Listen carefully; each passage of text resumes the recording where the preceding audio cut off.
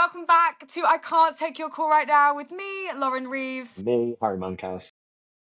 And today it is episode 4 of series 1, and we are going to be chatting all things multi-channel, sequencing, all of that spiel is going to be today. But before we get into that, Harry, this is our first recording since we've actually launched. So we're now 2 episodes in, recording at 4. Can you actually believe that we've actually launched it? I know. I also was thinking we've done well being that planned, actually, getting like 4 episodes done, basically 4 episodes done before we go, which has been a massive help. But yeah, it's great. I mean, we were literally just before this going through all the data, and like we've got people from listening from Ukraine, Netherlands, Canada, which has been great. We can see like the demographic that we're hitting. It's been really, really interesting, and we appreciate all the support that we've been getting. We've been getting so many lovely messages.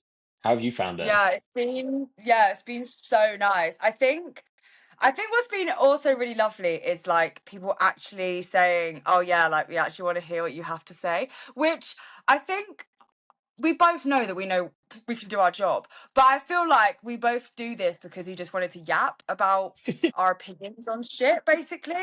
And I think it's actually been really nice for people to say, "Oh yeah, like I do actually want to hear what you guys have to say," which is really nice. So I'm loving that bit. Yeah. So yeah, it's been good. It's been so good. It's been nice having all the replies. And I can't believe we're already over 100 listeners. Already got 100 followers. Yeah. So on LinkedIn. So now it's the race to 1,000. Yeah. That Project LinkedIn is a go. I think what we found though is like just how much, I don't know, I would probably speak for myself, but like how much like it's been quite enjoyable learning all of these new skills. Like we're having to have conversations around like how do we manage content, and like how do we build a project like this? How do we do the editing? What is the best way to upload? What are the hook lines or the descriptions that we need to add? And that for me has been like the most enjoyable thing. And probably the second reason of why we started this is like learning a new skill, other than the fact that me and you are already having these conversations weekly. We're just happening to record them and be a little bit more formal with the chats. But other than that, it's been really good. I really enjoyed it. Like my evenings editing a podcast and figuring out what to include, what not to include. It's been good. Yeah. No, it's been really good. And I think it's made me excited to keep doing it as well. I think that's what's also really nice. I'm excited to see what this is going to look like in a year. That's the next key for us. The key thing is for us to be focused and stick it out and actually make this become something that lasts longer than like a quarter, which, let's be honest, happens to so many sales podcasts and sales projects and stuff like that. So I think it's like a crazy stat of like if you do a podcast for a year, you're in the top 10%. Oh well, because most just fall off after like all the time. I speak to my old man about like his podcast. I think he's like 350 episodes in or something crazy like that, and he's like, I'm in the top 1% just because I've stuck at it, not because it's trending, just because he's stuck at it. And I find that really, really interesting. So again, I think like with anything, right, we could probably link that back to the world of sales. Like consistency is key, but but it'll be interesting to see. And I think hopefully with the Christmas time, we might have a little bit more free time to do more episodes, get more additional content out. I know that we've already got a couple of guests that we're dying to bring on, whether that's relating to the series 1 topic of outbounding or going through some of the surveys that me and you have been talking about recently about BDR setups. So I think it's exciting. Really is. It's so exciting. I know. Let's bloody go. So on that note, let's actually get into the topic. So sequencing, cadences, campaigns, there's so many bloody names depending on what tool you decide to use, because obviously if you use a competitor, you're not allowed to call it what the competitor calls it. What do you guys use, and what do you think about sequences and doing it, automated, all of that jazz? Yeah, so we currently use Outreach as part of our sales engagement platform. I've used Gong Engage, I've used SalesLoft, I've explored some stuff with like Amble Market before, a company called Blue Box or Blue Bird as well, who are maybe a little bit different, HubSpot, Salesforce. again, I think there's multiple of different tools that you can go and use, and again, whether you call it cadences, sequences, workflows, I think there's a few other random names. I think at the Yeah. end of the day, they all do the same thing. It's an unbelievable way to manage tasks. Remind me, what are you guys using? Yeah, we now use Lemlist, which is Nice. which is the new one. I discovered Lemlist like beginning of summer. I did a bit of LinkedIn work with them actually. And With then Tal.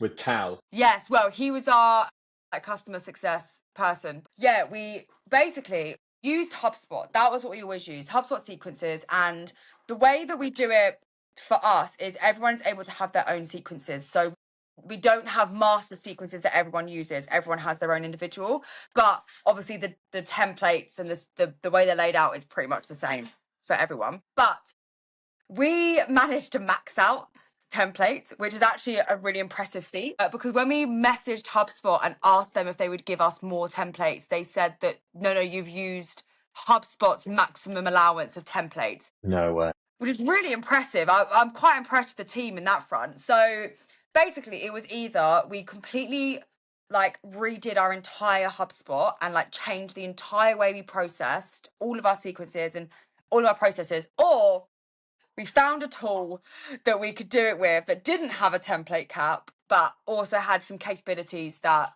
HubSpot didn't have. So obviously we looked at all the big players, Outreach, Salesloft. We've also got Gong, but we hadn't looked at Gong Engage. And we then looked at Lemlist and we decided to choose that one because obviously one, it's a bit newer on the market. So it's it's very clever in the way that it does its processes and workflows. It's got really good LinkedIn sync as well, which like a lot of these other tools don't have. Like it does automatic connection requests, it does automatic message, like you just don't get that in some of these other tools. So that's where it's like benefited us. And yeah, we've been on it for start of this quarter, so about 2 months now. So it's still pretty new to be honest. We're still like completely figuring it out, but so far so good. Yeah. So Because I mean, you've used quite a few of the big players already before at previous companies, yeah. right? So Yeah, I've done Outreach, Salesloft, yeah, HubSpot before. So yeah, I've done all the big ones. I think the thing that's nice about these smaller ones that are coming out is they are obviously building to like fill in the gaps mm, that big players have, and they're obviously way cheaper. yeah, yeah. I mean, I mean, we haven't even got on sequences yet, but it's a really like filled market. Like if you look at Outreach, right? Outreach does the classic task manager sequences. It now does like forecasting, deal reviews. Like it basically does everything that a lot of individual companies were doing. And then you look at like Salesloft merged with Drift and Salesloft then got acquired or merged with Clary. So now you've got Groove and Salesloft in the same category. You've got like Gong, which was a call recorder tool, which is now moving into forecasting and sales engagement platforms. At the end of the day, I think they're all playing in a similar field. It's all about what are like some of the differentiators, like what are going to be the most important factors for Yeah, you. Like with Gong's AI analytical data, I think is incredible. And some of the features that they have, it's like, so, okay, maybe Gong engages their like secondary form of that platform, but will they lead the way with regards to AI? I don't think I don't think you can go wrong with like a Salesloft and Outreach for what the tool needs to do, but are there other areas where other tools are stronger? But I do agree. I mean, that automatic connecting and stuff is pretty cool. Like that's something that I think we really struggle with using Outreach is like limited amount of Sales yeah, Navigator integration. Like you still have to do a lot of the manual tasking as part of that, which is challenging. yeah.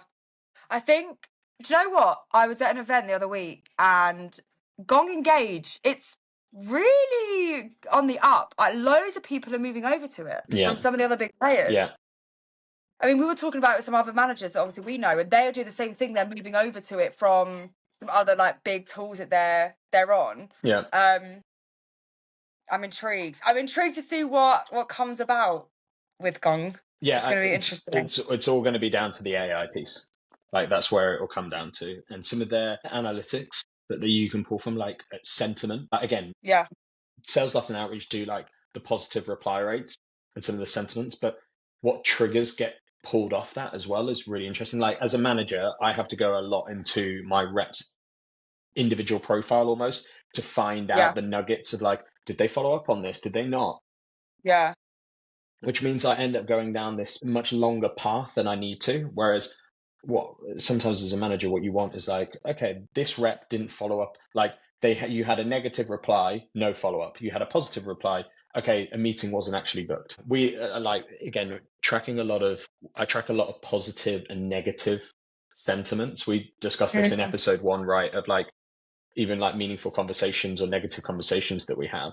But then like for me to then I have to go and dig through potentially like 50 of these a week to then work out what was the strategy as part of that. Of course, that's part of a manager's role.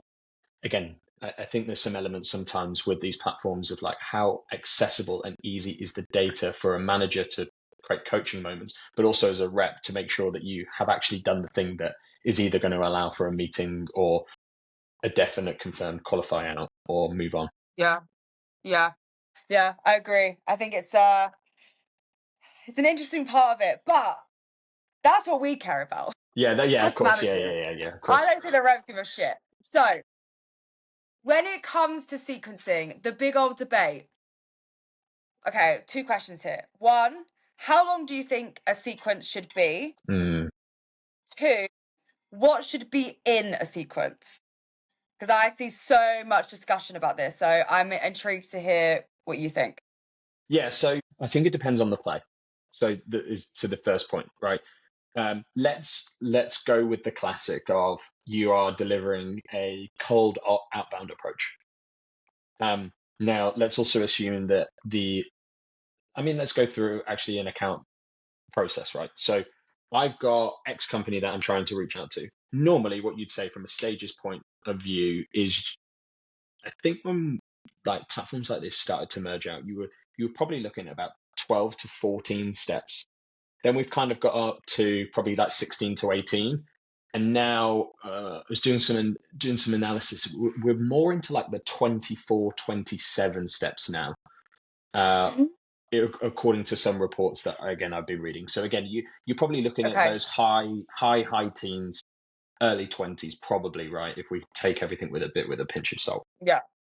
Is that like total touch points you mean as well? Yeah, total touch points. And again, I think you've got to sometimes quantify what a touch point means, because for me, viewing a LinkedIn profile is a touch point.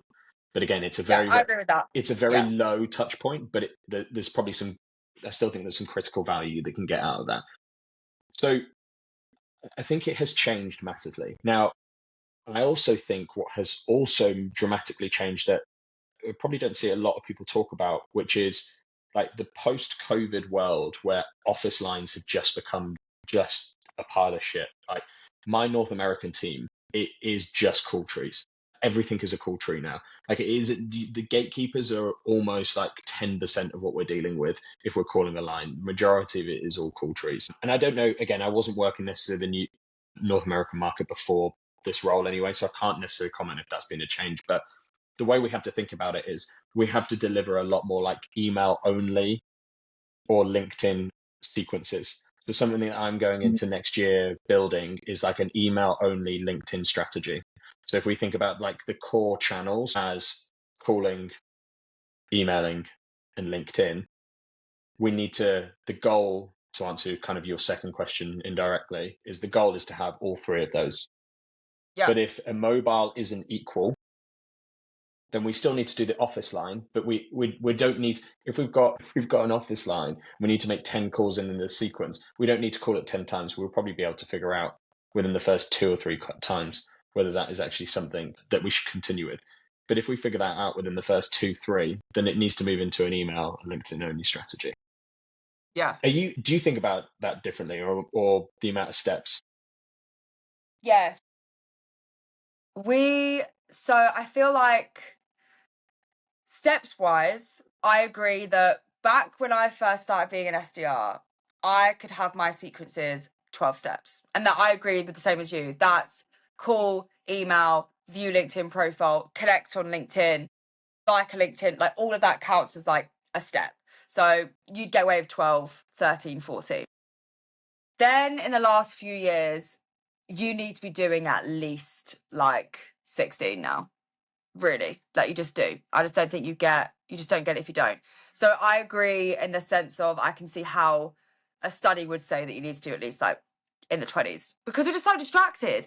You've got your phone pinging off with iMessage, WhatsApp, all your like social medias. You've got it, like there's just so much distraction. Like it is just harder to get someone's attention. But yeah, I agree with you on that point. What to then put in a sequence? So when I was an SDR, I put everything in my sequences. So I would do call, connect on LinkedIn, like email them. Then 2 days later, like it would be every step I needed to do. And I would obviously do my task, select it, done. What my team now do is we have like email only. So it's just email. And then they do LinkedIn and they do calling separate from that sequence. So they get enrolled into that email campaign, but they're expected to then do LinkedIn and calling their own thing, which I found work also really well because then you've got a steady stream of emails going out that you've pre-done, personalized there, and then you are managing your approach to LinkedIn and calling. And I think it works most of the time unless you are not very organized, and then obviously it's very easy to forget to go and do the LinkedIn or whatever activity. So I think it obviously depends on like the person, it depends on what you're selling as well. Like, and also depends on how you are as a business. Like my reps get given 300 accounts, they work for a quarter. That's it. They've got those 300 accounts. So for them, it is much easier to go in and cold call and do LinkedIn on their own accord because they can go into each account and that's it, done. Whereas if you've got a much larger book of business that's got 7, 8, 900 or more, you're going to need to have tasks within your sequences, I think, to actually make sure you do the steps. But I think I agree with you that next year I'm also thinking about what it actually is going to be good.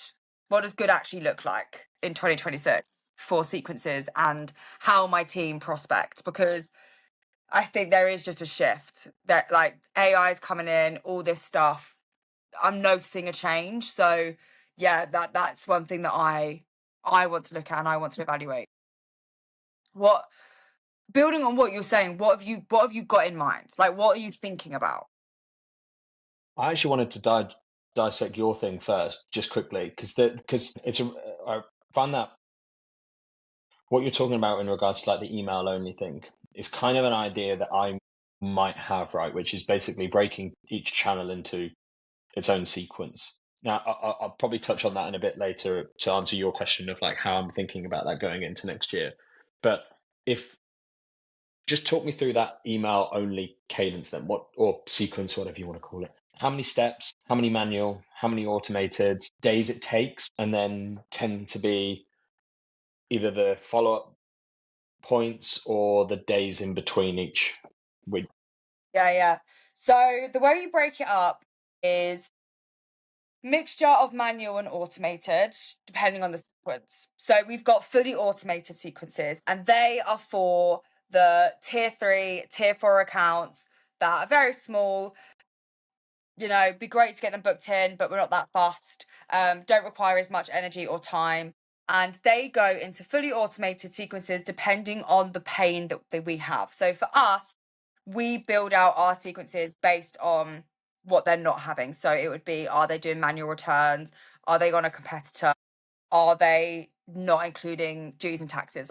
That's how we split our sequences up. And then you'd go do your research, you'd see what their setup is, what they're currently doing, then you'd put it in the cadence depending on whatever their setup is. So that's step one. That's the easy ones. They're the ones that like just go in the background, haven't got to think about them, go out. Steps wise, you're looking at, we do about between like 9 to 12 emails, but most of them are around the 9 max emails that go out once every like 4 days. And then on top of that, they should be doing cold calling and LinkedIn as standard as well. And that happens in the background. Then you've got your next lot of sequences. That is where you would split it between the first couple of emails are manual and they're personalized, and then the rest is automated and they just go out again. And they're going to be for your tier 2 accounts that like aren't top priority, but decent sized. So you want to do a bit of personalization, bit of something in there, but nothing too crazy. And your tier 1s that, again, they're a tier 1 because of the size or because of their volume, but they don't really fit us perfectly in like for some reason. So they'd also get that. Then after that, you have your personalized top tier 1 and a couple of probably tier 2s. They get pretty much manual personalized emails. So they might not even go in a sequence. You might actually just set yourself tasks to send the emails yourself, but they would go into the same sort of sequences, but they would go in, they would edit every email and they would personalize it. And they're the ones that they'd be spending most of their time in on a weekly basis. Yeah, super And that's interesting. basically how we split it. Yeah, I think it's quite similar to how I've probably thought about sequencing. I mean, for me, sequencing is actually a massive passion project of mine. I build a lot of sequences for a lot of companies outside of my current role. Yeah, normally I break it down into a tier 1, tier 2, tier 3. Again, I think your point around like territory size is a critical thing, right? Because I've got some reps in my team at the moment that have like 10 to 20,000 accounts that they can go after. And like, that is just, I mean, ridiculous to be able to like surface that. But again, depending on the account size, depending on how many people you can actually go and put into sequence, we think about it slightly differently. So the automating 100%, it's defining what needs to go in there and then the additional call tasks on that. No, super interesting. I think that's coming back to your question, right? I think that's probably where I'm getting to now, which is like, Right. we have probably again spoken about a little bit like we did on episode 2 around like the emails. Email hasn't necessarily been something I've been is not my forte. Like I'm very good at writing generic emails or templates and like good problem hook lines and stuff like that. But core emails of personalization has not always been my strongest suit. So we normally think about like email 1 and email 3 are manual at the moment. So email 1 is like how you build your hypothesis, what are the observations that you've made, personalized to that. And then what we're actually coming up with for next year. So for our new business team, you'll have 6 buckets or actually 7 buckets of research that they fall into. And then depending on which ones you find. So let's say you find all six bits of information. 7 is if you don't find any information, but let's say you find all 6, then this probably is the outcome of the message. Or these may be other hook lines. And then that filters into, realistically, the sequencing is like, that you probably got 6 different outcomes that first email is going to look like, but then you can reference that in your own language and style. And that would be email 1. What we do a lot of is a lot of bumping. So like first email is always connected to the second email. And then your third email is connected to your 4th and your 5th. Oh, so you do a new thread from the 3rd. So yeah, so within my first 5 emails, I've only sent you 2 threads. Yeah, got you. Okay. And the reason that I've always done this, or the reason that I kind of broke down sequences. So again, it's probably not a common term, but I've always broken sequences down into what we call sprints. So if you think about, let's say you've got a sequence that is 15 steps. I've got to quickly do my math here. Let's say the first one is 7. Okay. And then you've got 5. So that takes me to 12. And then you've got 3. So you've got 7, 5, and 3. Now, within the first sprint, which is 7 steps, what you're trying to do is figure out what the hypothesis or the observation that you've made. And the first step is that first sprint is all about delivering that first message, like how important it is there. That would be a combination of like calling. So I normally think about like viewing someone's LinkedIn profile, following someone, connecting with someone, sending them a first DM, making a couple of calls, sometimes even back to back. Or morning, afternoon, and then at least an email, a follow-up, an email, and a follow-up. So again, it probably isn't 7, like just quickly doing my maths there, it's probably a little bit higher. But it's very similar to how Sam Nelson thinks about his Agoji sequence, and also like the combo prospecting. They talk about like show me, you know me effect. We follow a lot of that same strategy. So LinkedIn call and email is always my first day on almost every sequence, unless of course it's like a tier 3 and etc. But even for tier 1 and tier 2, but you are think about like what is the core message that you, or emotional buy-in that you are wanting to deliver within sprint 1, and then sprint Yeah. 2 actually for us is actually dictated a little bit like what marketing want as a call to action. When I was at Six Sense, the whole thing was about getting them into some form of ecosystem. So getting them signed up to a particular community, getting them to download this, getting them maybe a freemium version. Maybe for us, maybe at LastPass, it's about how do we activate a trial and get you into the trial ecosystem and get you testing out the product, using it. That is like the core thing of like how we get you into opting into wanting more. And then the Yeah. third one is just about like value add, like it's just case study heavy. And that's how I've always broken down sequences, is into core blocks of messaging that, or Yeah. a response or emotion that you are wanting to deliver into each part. Yeah. So I yeah, like that. I like that approach.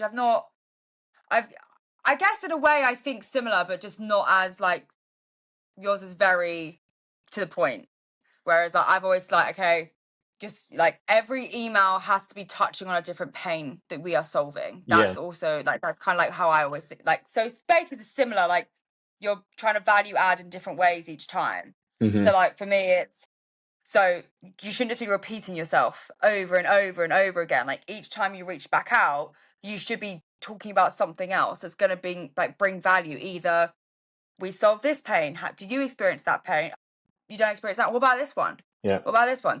yeah, So each time there's a reason to reach out. So I guess like it's a similar mindset where the whole point is don't just, sometimes the emails I got one earlier that was like, hey Lauren, lucky you. I think that your business is going to be a good fit for whatever it was they sold. That's why I'm reaching out. And it's like, well, how do you know that? You don't even know anything about me. Like, why do you think I'm going to be a good fit? Like, tell me what people like me are experiencing. And if I'm experiencing that, I'll then go, yeah, you're right. I am experiencing that. Maybe I'll reply to you.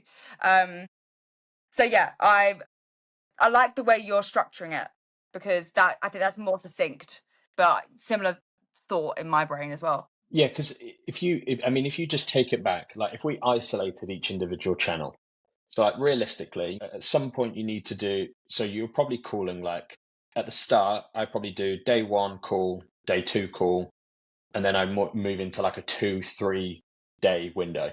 So you're at least touching them every 2 days, every 3 days, other than the first 2 days, which is back-to-back days. Then, so if you just isolate that, you could do as many of those as you like, but that's probably normally going to be the rhythm.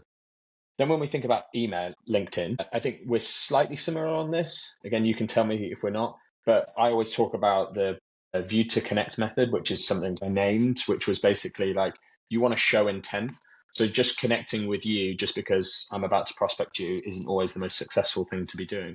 So I think about viewing their profile, engaging with their profile on day 1. Then day 2, I think about following them. And then day 3, 4, I think about connecting them. And as soon as we reach connect, then I leave a 2-day window to then send my first DM.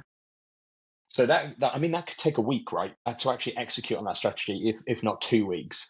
But it's a LinkedIn, like we spoke about actually in the last podcast. It's a critical element, right? Not to pitch slap. We don't want to get into their face too quickly. It's about a much more slower nurture.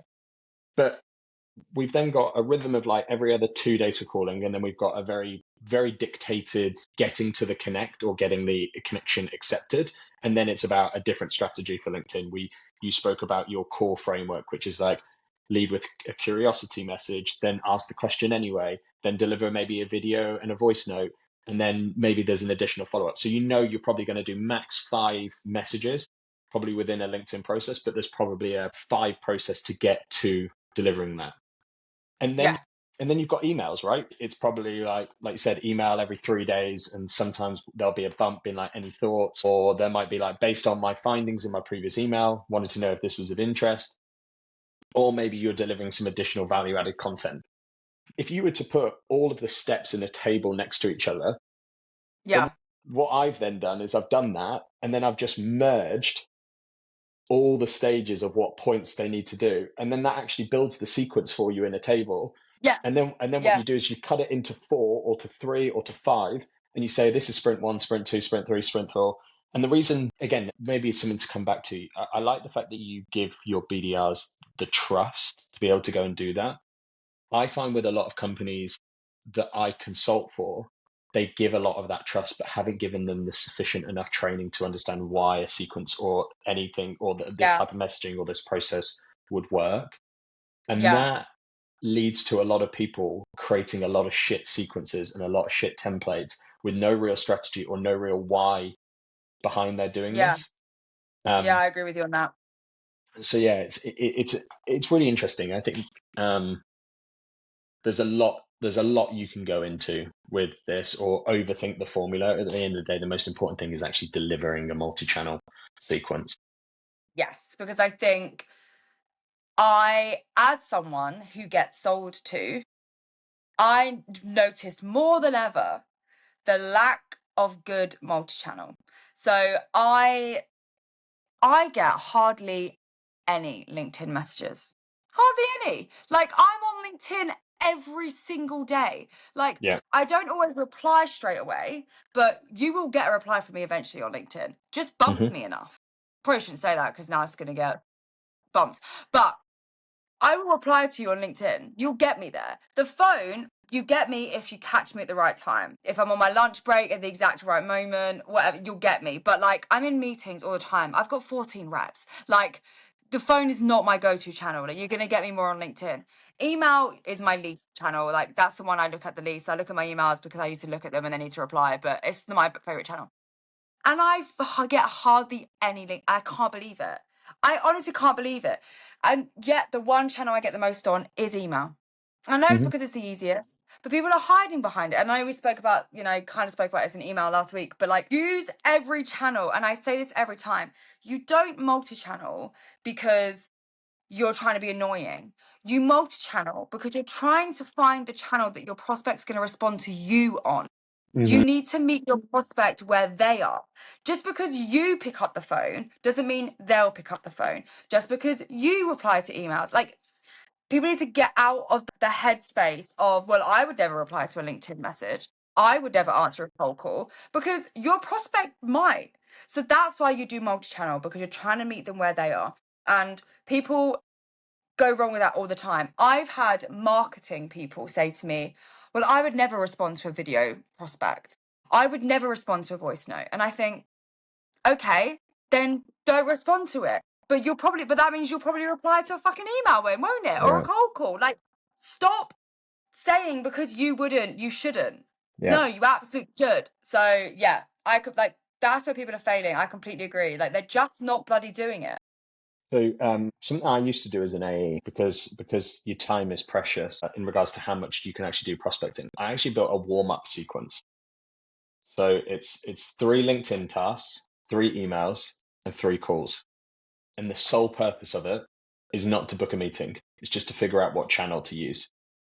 Mm, So then you either so let's use the example, right? So let's say I call you and the number rings or you pick up and hey, it's not a good time. Calling is the way I'm going to get you. Let's say you open up or click through a lot of my emails. Email is going to be my primary channel, or LinkedIn, you start viewing my profile a lot. Okay, LinkedIn. Now, I would have a sequence built as primary channel. So if you, of course, responded on the phone, you'd get a lot more phone calls. If you started engaging my emails, you get way more emails. But that would yeah, become if you were, again, let's use 15 as the number. Let's say you did 5 calls, 5 emails, 5 LinkedIn. If you went in, let's say you were a high responder on email, I'd probably go from 5 calls to 3 calls and to 4 LinkedIn and then the rest email. So that would yeah, become the core channel. And actually that yeah, allowed me as an AE to really prioritize what I was going to do with that person next. yeah. And I I like took, that. That makes total sense. yeah, you then think, and then it's just about how much time you want to spend on each one of those. Again, for me, email just takes so long, like to build a fresh new Yeah. email every time. I'm so much better just picking up the phone. But it did allow me to have a much higher response rate and just again, just be a little bit lazy. Some like we talk about like in the summer months, just blasting out emails to find out of offices. Like it can sometimes be just about gauging a little bit more intel as part of that. Yeah. No, I like that. I've got one last One last topic for thing. us. I've got Go one on. last thing as a Okay. the way sequencing is changing with dialers. What was yours? Mine was not a controversial take, but something I see all the time on LinkedIn, and I wanted to see what your opinion was. Okay, let's do both. let's Let's be do both. quick. Let's do both. Let's do you Okay, first. go. Okay, something I see all the time is people saying you can't just do plain bumps, e.g., any thoughts? Yeah. Or, right? What do you think about that? Because I quite like an any thoughts, but I I see a lot of people be like, every email should add something new. And I would say pretty much all the emails my team do add something new. But sometimes just a cheeky little any thoughts does do what you need it to do. So yeah, I'm keen to hear your thoughts. so I changed from any thoughts to based on my findings. Like so mine is like Lauren, based on my findings below, like then you either do any thoughts or something a little bit more winded. And that Right. just directs or pushes them to the email. I think you can probably look at it quite similar to a meme, right? I was listening to a podcast where this guy was talking about his largest response rate is just from sending him like the Will Hart. Oh no! Oh my God! Why can't I remember? It's Kevin Hart. Jesus Christ! A Kevin Hart meme of just like where you at? Jesus Christ! I haven't heard that name in a while. But the that I don't know. I think with any thoughts, right? I do think one thing is if you are going to do it, that I would make sure that you do with a lot of your emails Mm. or sequencing in general is understand where the fall off rate is or where the negative and positive reply rates are. So, for example, if you're using any thoughts and it only provides a 20% positive reply rate, do you care about those 80% negative replies more so than not having a reply?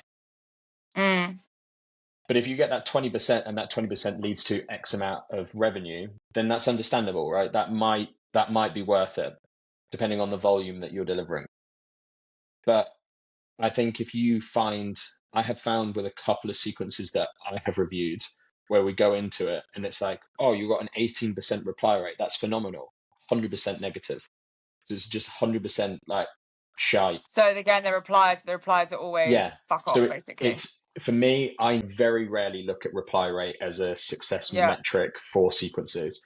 All I care about is positive reply rates and then negative reply rates to understand where we should be A/B testing more or what we should be thinking about. So do I disagree? No, I think Any Thoughts has its time and its place. Like sometimes I just forget to reply. And I think it's perfect being like, oh my God, I'm so sorry. Yeah, yeah. Like even as an AE, you Yeah. can be like, have you reviewed this? Like always worked really well. Sometimes just bump it up. Do you have a different Yeah. take or are you agreeing with that? No, I completely agree.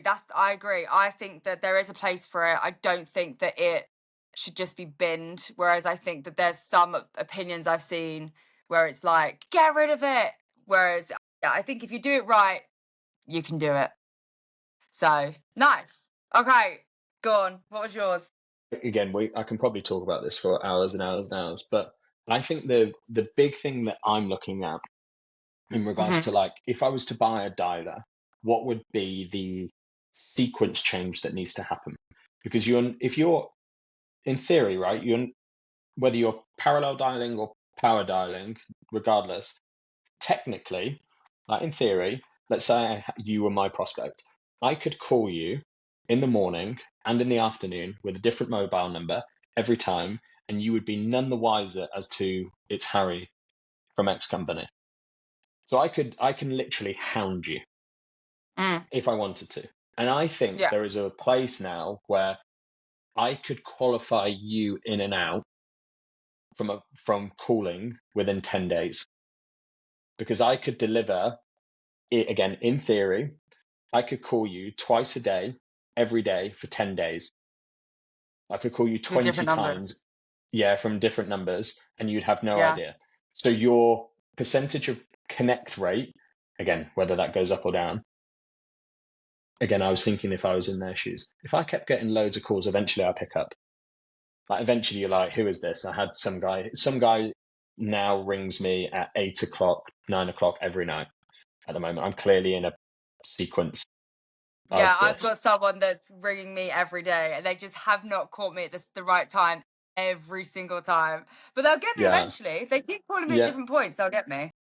exactly. So if you think about when we were speaking about the different channels that you now break down into, similar to what you were almost talking about, you could now have a 20-step, 10-day cadence. Mm, Then you deliver an email strategy over a 20-day period. And after 20 days, again, that might be, let's just call that 8 steps. After 20 days, you move into a nurture program, a sales nurture program, not a marketing nurture program, which is then almost like an activity every 2 weeks, 3 weeks, which then goes over a yeah. 90-day period. And that's probably like 12 steps or something, whatever the maths is that. And then you've got a LinkedIn sequence that also gets activated, which is what we just spoke about, like the view to connect Mm, method. And then once you've got a DM, which I think you can alert yourself in Sales Navigator when someone accepts your connection request yeah, as you well, can. other than checking it every time. But imagine you had that. I think that is the way that would potentially be seeing, to your question of like what could change next year. If I was to buy a dialer, I could go into a blast call strategy, which gets people in and out. And then we have, Mm, in that period of time, we have just 2 manual steps in regards to emails. The rest is all automated. The automated workflows and triggers are all done. So I know someone's going to be in an email process for essentially 4 months. And then I'm just delivering a very bespoke LinkedIn strategy to then stand out. And I think mm, that could be potentially the way that sequencing moves, yeah, is that, and then you've got some additional data in there where you get how likely someone is to actually pick up the phone, which could then prioritize the sequence for the person that yeah. you're trying to contact. No, I like it. I mean, my team's kind of like on that track anyway with the separation of the different channels. So I agree. I think that is likely next year. Yeah, I think it's about isolating the experience that you want to deliver on the channel, maybe while Yeah, testing which channel works best, but not creating too much legwork for the rep, and then yeah. falling it into those buckets. Um, and just trying to qualify in and out as quickly as possible. Because I think the challenging thing that we've got at the moment, if we go back to what we were discussing earlier, like we could be in a world where it takes 25, 30 steps to try and get through to someone. And that just means that the ROI that we're now delivering as a team is just so long. It takes so long. Like the ramp period's going to take longer. The pipeline build's going to take longer. Having like those additional like pre meetings, like when you know Mm, when like you get really good as a BDR and you're like, hey Lauren, I've got 5 next month. I can tell you that it's this person, this person, this person that's probably going to be booking in a meeting. That's going to take longer. So then BDR predictability of pipeline building becomes even harder. And that is maybe how I'm thinking about how do I combat that so that we're not getting this massive lag constantly or this really slow ramp time. But again, easier said than done. and that's a whole topic on itself as well, which we should go into. Ramping and onboarding. Bloody hell. That's a Oh hefty yeah. one. Yeah. Maybe not for outbounding series, but definitely maybe a bonus podcast. Maybe. Bonus app. Bonus. Well, love that. I mean, we have very similar approaches, so I'm not surprised that we agree on a lot of like sequencing and multi-channel. To be fair, so I mean, no I shocks to think me Lauren, there. we're probably going to have quite similar opinions about almost all topics because we're kind of from the same tree. But I think, Yeah, maybe we've actually created a little echo chamber of just us two, just yeah, affirming each other. We're just yeah, like, "You're great, Harry," and then the yeah, listeners are like, "No, you two are shit," and we're yeah. both like, "No, we're not." Love it, Oh love well, it. But it's but a you let us perfect know. place to end. Thank you very much for listening. Yes. We'll be back with you next week. Yeah, with Cool. episode 5. Yeah, that's the Crazy. one. Right. See you, Loz. Speak to you See ya. soon. Cheers. Bye. Bye, bye.